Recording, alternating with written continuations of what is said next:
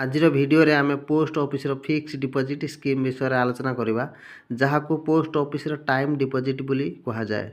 एही time deposit कौन एथिरे केउ माने खाता खोली पारिबे केते टंका डिपॉजिट करि पारिबे आउ एथिरे केते वर्ष पय डिपॉजिट करि पारिबे लाटेस्ट इंटरेस्ट रेट केते अछि आउ एथिरे जदि आपण लक्षे टंका डिपॉजिट करूछंती गोटे वर्ष 2 वर्ष 3 वर्ष किंबा 5 वर्ष पय आपनको केते टंका मिलिबो सब किछि आजिरे भिडियो रे आमे जानिबा। से आपण मानक रिक्वेस्ट वीडियो गोटे लाइक कर दिंतु और चैनल को सब्सक्राइब कर दिंतु। देखंतु पोस्ट ऑफिस रे टाइम डिपॉजिट एमितिका गोटे स्कीम जो स्कीम रे मात्र थरिए आपण को किछि मोटा रकम रो टंका डिपॉजिट करिया पड़ी थाए आउ किछि वर्ष डिपॉजिट करिया पड़ी थाए सेथिरे पोस्ट ऑफिस आपण को किछि सुध मध्य प्रदान करिथाए। पोस्ट ऑफिस रो ए स्कीम भारत सरकार अधीन थिबारु यह बहुत सेफ आउ ग्यारंटी रिटर्न बोली कहा जाए।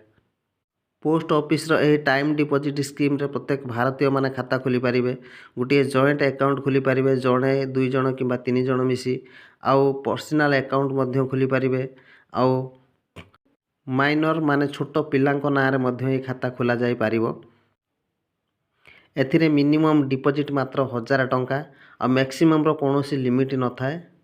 पोस्ट ऑफिस रो ए स्कीम रे आपण माने गोटे वर्ष 2 वर्ष 3 वर्ष किंबा 5 वर्ष पय फिक्स करी आपण को टंका को रखि पारिबे काहे ना एही स्कीम रो मात्र 4टी टेन्योर थाए।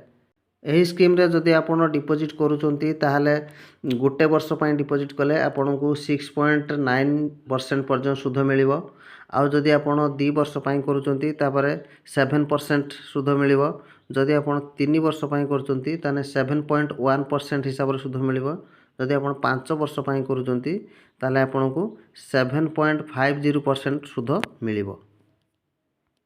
एबे आसंतु जानिबा जदि आपण एही स्कीम रे लक्षे टंका को डिपॉजिट करूचंती गोटे वर्ष 2 वर्ष 3 वर्ष किंबा 5 वर्ष पय आपण को केते टंका मिलिबो।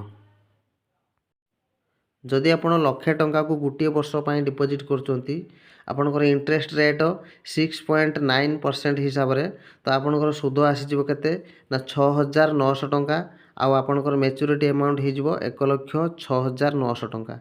जदि आपण 2 वर्ष पय 1 लाख टंका को डिपॉजिट करूचंती ताले आपनकर 7% हिसाब रे आसी जिवो केते ना आपनकर 14,888 टंका आपनकर मैच्योरिटी अमाउंट ही जिवो केते ना 1,14,088 टंका।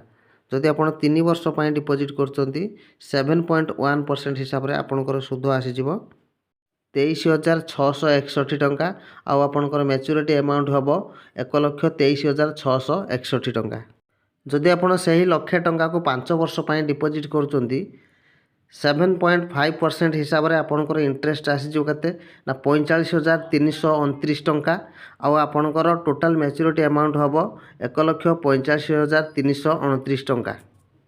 सांग माने मोर जदि ए वीडियो आपण मानको पसंद लागु थाए ताले वीडियो कमेंट रे निश्चय जणाइबे। रहूची जय जगन्नाथ।